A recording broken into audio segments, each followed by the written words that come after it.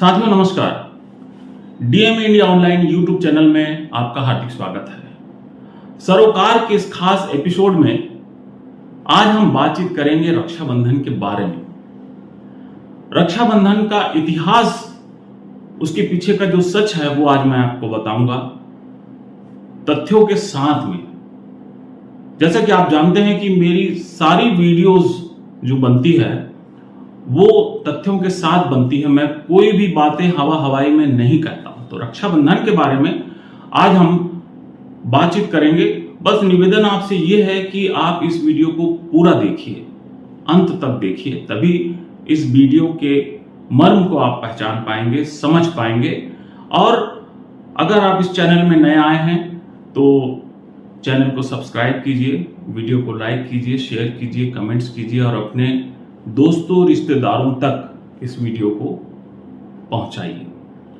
तो साथियों, देर ना करते हुए चलिए शुरू करते हैं रक्षाबंधन का इतिहास, यानी रक्षाबंधन के पीछे का जो क्या सच है, आज हम उसके बारे में बातचीत करेंगे।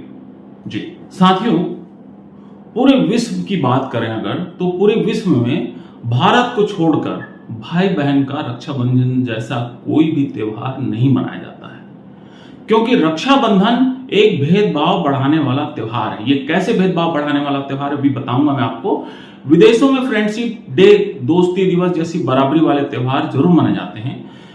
क्यों रक्षाबंधन एक भेदभाव बढ़ाने वाला त्योहार है, ये मैं आपको बताता हूं। तो साथियों, भाई का बहन की रक्षा का व्रत लेने का मतलब होता है कि बहन कमजोर है और भाई मजबूत है। क्या हम बहन को मजबूत नहीं बना सकते? क्या बहन सचमुच इतनी कमजोर है कि उसे अपनी रक्षा के लिए भाई का मुंह ताकना पड़े? क्या बहन इतनी मजबूत नहीं बनाई जा सकती कि वह भाई की रक्षा कर सके? इसे भाई बहन के मोहब्बत का त्योहार है, ऐसा सामंतवादी जो सवर्ण मीडिया है वो प्रचारित करने की कोशिश करता है। लेकिन यहां पर भाई बहन के प्यार से रक्षाबंधन का कोई भी वास्ता नहीं है। यही बहन भाई से जब अपने पिता की संपत्ति पर बराबर का अधिकार चाहती है, हक मांगती है, तो भाई उसका दुश्मन हो जाता है और उसका मर्डर कर देता है। यही बहन जब अपने प्यार के साथ में अपने प्रेमी के साथ शादी करना चाहती है तो भाई उसको मर्डर कर देता है, उसको मार देता है। इस त्योहार के बहाने बहुत ही सस्ते से बहन को निपटाया जाता है। रक्षाबंधन के त्योहार में बहनों को साड़ी, कपड़ा या 1000 रुपए देकर बहुत ही आसानी से बहनों को फुसला लिया जाता है। अगर यही बहन अपने पिता, अपने पूर्वजों की संपत्ति पर हक मांगती है, भाई के बराबर अधिकार मांगती है, तो यही भाई उसे रक्षाबंधन में गालियां बकता है, उसे अपने घर में घुसने नहीं देता। ये भारत की कड़वी सच्चाई है साथियों। लाखों प्रकरण न्यायालय में लंबित हैं जहां बहनें अपने भाइयों से अधिकार मांग रही है और भाई देना नहीं चाहता। क्या रक्षाबंधन का यही सच है? ये समझने की जरूरत है साथियों। इस त्योहार के मूल में क्या है? कहां से हुआ इस त्योहार की शुरुआत? चलिए अब ये जानते हैं। वैसे तो रक्षाबंधन बिल्कुल नया त्योहार है। बमुश्किल 80-90 साल हुए होंगे इस त्योहार को प्रचारित हुए।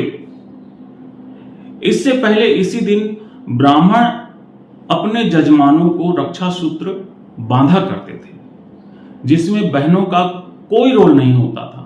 खास तौर पर ब्राह्मण क्षत्रिय एवं वैश्यों को या फिर राजाओं को रक्षा सूत्र बांधकर अपनी रक्षा का शपथ लेते थे और इसके एवज में दान प्राप्त करते थे।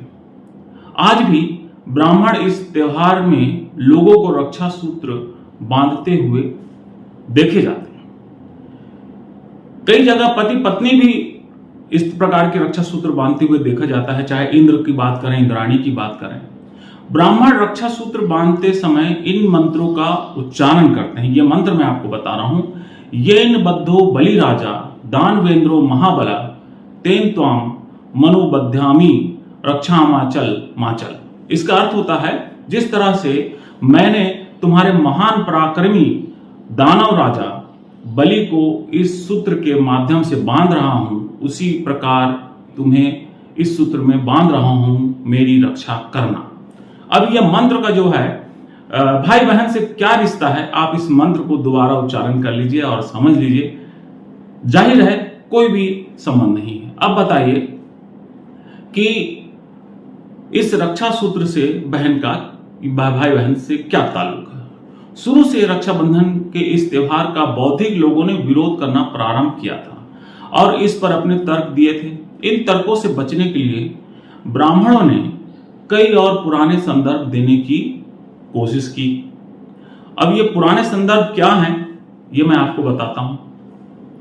कृष्ण और द्रौपदी की कथा का प्रचार इसके पीछे किया गया। कृष्ण और द्रौपदी भाई बहन नहीं है, ये मैं आपको बताना चाहता हूं। सगे भाई बहन नहीं है या मित्र है कि क्या है, वो एक अलग मामला है। एक बार भगवान कृष्ण के हाथ में चोट लगी और खून की धार बहने लगी। यह सब द्रौपदी से देखा नहीं गया और उसने तत्काल अपनी साड़ी का पल्लू फाड़कर श्री कृष्ण के हाथ में बांध दिया। फलस्वरूप खून बहना जो है वो बंद हो गया। कुछ समय पश्चात जब दुशासन ने द्रौपदी की साड़ी का चीरहरण किया, तब कृष्ण ने चीरहरण में बढ़कर इस बंधन का उपकार चुकाया और जो साड़ी थी वो साड़ी जो है उसकी लंबी कर दिया। ऐसा कहा जाता है कि ये रक्षाबंधन की शुरुआत यहां से हुई है। इसे रक्षाबंधन से जोड़कर प्रचारित किया जाता है। जबकि आप ही बताइए, इसमें भाई बहन का रक्षाबंधन जैसा क्या है? इस त्योहार को प्रचारित करने में सबसे बड़ा जो योगदान है वो है फिल्मों का। शुरुआत में फिल्में इस त्योहार को लोगों के बीच लोकप्रिय बनाती है। बाद में टीवी सीरियल इस पर महत्वपूर्ण भूमिका निभाती है। तो आप अपने पुराने बड़े बुजुर्गों से पूछिए 80-90 साल पहले क्या रक्षाबंधन मनाया जाता था, तो आपको जानकारी मिलेगी कि नहीं मनाया जाता था। महाबली की हत्या का है यह त्योहार, ऐसा भी एक तर्क दिया जाता है कि ऐसा माना जाता है कि रक्षाबंधन जो है द्रविड़ों, बहुजनों, दानवों के राजा जो थे महाबली को आर्यों द्वारा पराजित कर दिया गया। इस खुशी में यह त्योहार प्रतिवर्ष रक्षाबंधन के रूप में ब्राह्मणों के द्वारा मनाया जाता है, जिसमें बड़ी संख्या में दलित बहुजन भी शामिल होते हैं, जिनका राजा महाबली बताया जाता है। रक्षाबंधन जैसे त्योहार की जरूरत आखिर क्यों पड़ी? आइए अब जानने की कोशिश करते हैं। भारत का सामंती वर्ग जो है ईसाइयों के त्योहार से प्रभावित रहा है।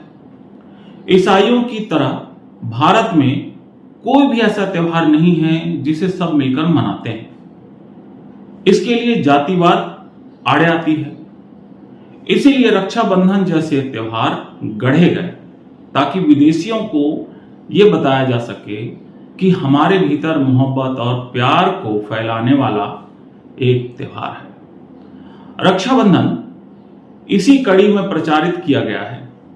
इस त्योहार को प्रचारित करने के पीछे पूंजीवाद का भी बड़ा योगदान है, क्योंकि इस समय साड़ियां, कपड़े, मिठाइयां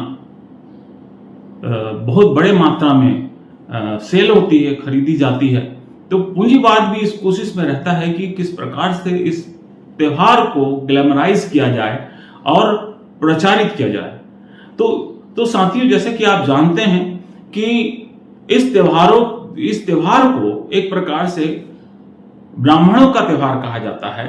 जो 4 मुख्य त्योहार हैं, मैं आपको बता दूं कि दशहरा जो है क्षत्रियों का त्योहार माना जाता है, होली को शूद्रों का त्योहार माना जाता है, लक्ष्मी पूजा यानी दिवाली को जो है वैश्यों का त्योहार माना जाता है।